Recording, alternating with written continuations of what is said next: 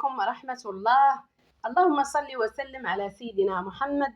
اليوم راح نشارك معاكم سيرو أو شراب خاص بهذا الجو البارد، الجو اللي تكثر فيه الزكام، تكثر فيه الإنفلونزا ويخبط الناس البرد.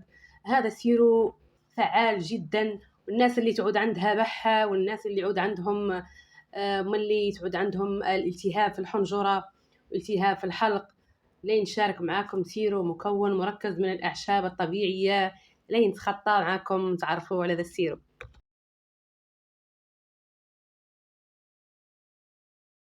الناس اللي يعانوا من الكحة سواء ناشفة أو عامرة بحال ما نقولوا، هون سيرو أبغيلاغ الأنواع الكحة اللي يعاني منها أي شخص.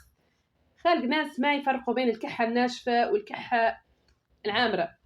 سيرو أبغيلاغ هو سيرو بدون سكر، بدون كحول، بدون جليتيل، بدون لاكتيز.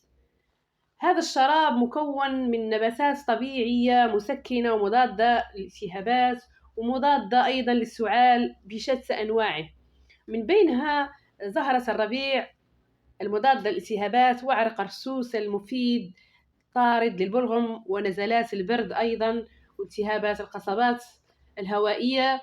وأيضا سيرو أبغيلاغ فيه عشبة الزعتر الغنية عن التعريف، وفيه مادة أيضا من النباتات الطبيعية واللي هي عشبة الخروب اللي مفيدة في الجهاز التنفسي والحلق. يعني الناس اللي عندهم البحة والسعال وتهيج.